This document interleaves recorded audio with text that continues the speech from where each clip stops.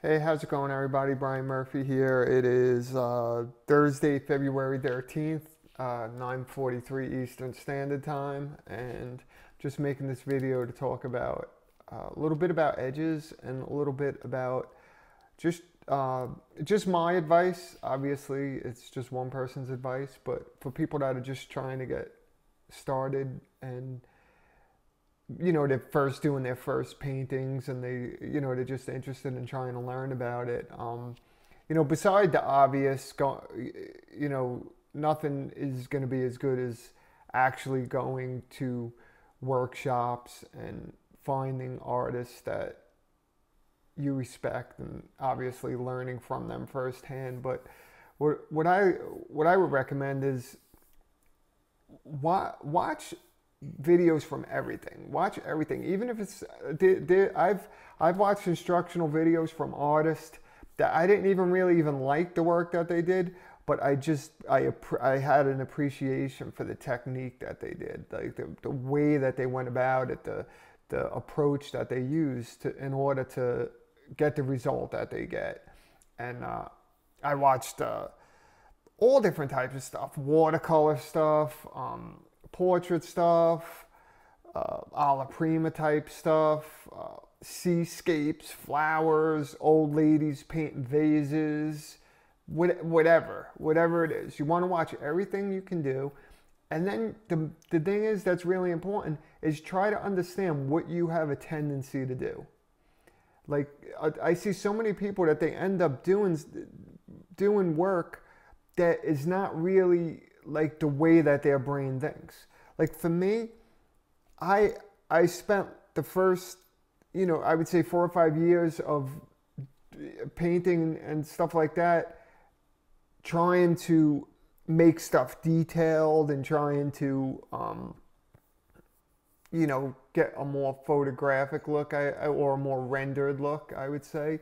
And there's nothing wrong with that at all. But for me, I have a loose hand and I work more rapidly. So for me to be trying to do Flemish style work, it doesn't really make sense because it's just I don't have a tendency to do that. Where I've worked with people that they'll do a colored pencil drawing or whatever it is, and they start at the bottom and they just like totally complete each thing as they go up, and that's cool too. But they're more patient, they're more focused, so they may want to look in that direction. It's not I'm not saying they should definitely look in that direction, but they may want to look in that direction because they have a tendency to slow down and be very accurate and stuff like that.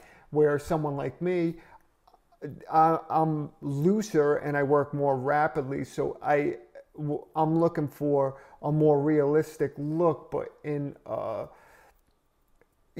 looser fashion, I guess you would say. But basically, you want to look at that. So your tendencies are very important. If you can understand what you have a tendency to do, then that can help you on your way to begin to develop your own vision as an artist, because you can go to workshops till you turn purple and you could learn every single technique on the face of this earth. They're all tools, but in the end, like, what are you going to do with them tools? It's like a carpenter that doesn't really have a blueprint, or they're never even going to build a house. Like at some point you want to kind of use the tools that you have, whether it's in a representational fashion or if it's in an abstract fashion, or if you're going to piss on a canvas, or if you're going to throw a sidekick at whatever it is that makes you happy. You got to understanding what you want is really, really, really important. Like I know for myself, I struggle with that a lot. I kind of go back and forth with it and all that. But even if you look at, like, for instance, look at the New York art market, it's like you could be an amazing like portrait painter or landscape painter, and a lot of them galleries, like over in Chelsea and stuff, like a lot of them galleries, like they won't even look at representational art.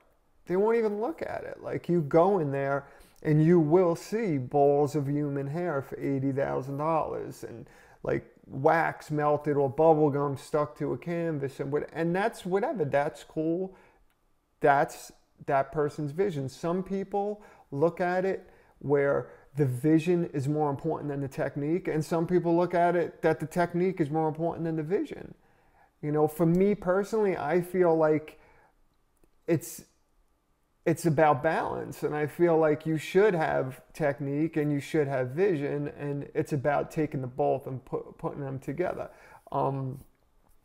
You know, I don't want to, you know, really start naming all different artists in the industry and comparing anybody, since I don't have, I just don't like to bring people's names up and stuff. But you could see that a lot. Like, you know, just looking at work, you know, like you see some people's work, it's very tight, it's very realistic, and it is what it is. It's just, that's what it is. And then some people's stuff is, you know, a little more impressionistic, or, you know, just may not be as realistic as the other guys, but may have a little bit different going for it. So, you know, it's what you want out of it. So anyway, so I pulled up this on the screen. This is John Singer Sargent that had done this painting, and I love this painting. This is one of my favorite paintings.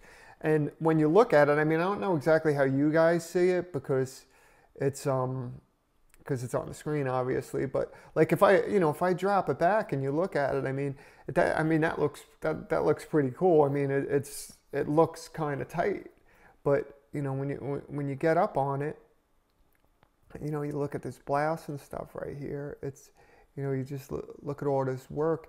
You know, you got all these beautiful brush strokes, these beautiful colors. It's, I love it. I really do. I love this painting. It's, you know, you look over here. It's, you know, it's just, it's almost like, I would consider it almost like a shorthand. It's like a shorthand. It's like you're still getting the point across, but you're not actually rendering everything like something that like Velasquez would do, or, you know, Velasquez would actually, you know, you would, if there was a fingernail, you would see every grain in the fingernail. Everything would have, you know, everything would have a purpose. Everything, where, you know, this right here is a little bit looser, and, you know, and that's where edges come in too. Like your edges are basically the artist's way of telling a story, is, in my opinion. And your edges are like, you're basically saying, like,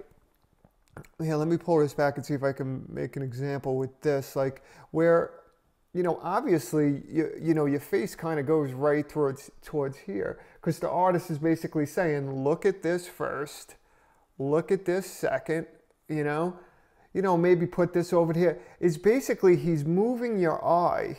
He's moving your eye around the canvas and trying to tell you a story and keep it interested, and in varying degrees of edges. That's what's happening here. Where you have this, it's like, you know, you kind of look at it like this, and it's, you know, it looks really tight, but, you know, you come up on this, and, you know, you only got a couple little brush strokes here and there. And now, if he had chosen to render this part right here as much as he had rendered this part, or maybe had, you know, a little bit how he did in the hands, if he had chosen to do that, what would happen is your eye would, you know, everything would be fighting for attention. This spot right here, if this spot right here was in focus, your eye would be saying, look at me over here. And then this is going to go, look at me over here. And this is going to go, look at me over here. No, look at me over here. No, look at me over here.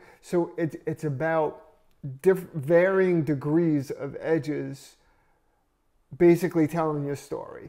I want you to look at this first, and since I want you to look at that first, I'm going to render this the most, or maybe put the most contrast there, maybe make it the warmest or the coolest. There's different ways that you could get the point across, and edges don't necessarily mean a dark and a light, or a line. You know, you could create edges from going from a textured surface to a smooth surface, or a warm edge to a dark, a cool edge rather. So there's different ways of getting your point across and showing edges.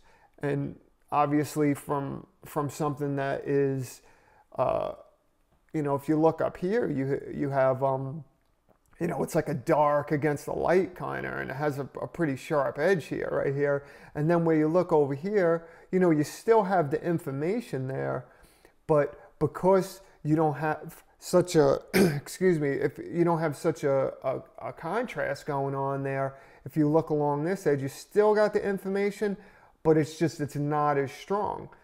Had it be as strong as this, and you looked at it, it wouldn't have the same effect. It wouldn't be as dramatic, because you would look at it, and again, this would say, look at me. This would say, look at me. This would say it. This would say it. This would say it. So again, varying degrees on it. So, you know, this is an example, in my opinion, and I wouldn't consider this abstract, but this is you know, if you look at the blouse, it's more of like a shorthand approach to getting your point across. Where this wall right here, it kind of looks textured and stuff. It's just a couple paintbrush strokes. Just, you know, that little balance, these little warm edges going on in here, the kind of little warm spot laying over the cool background. It gives it that effect that it's, you know, has that impasto, you know, texture type effect going on in there.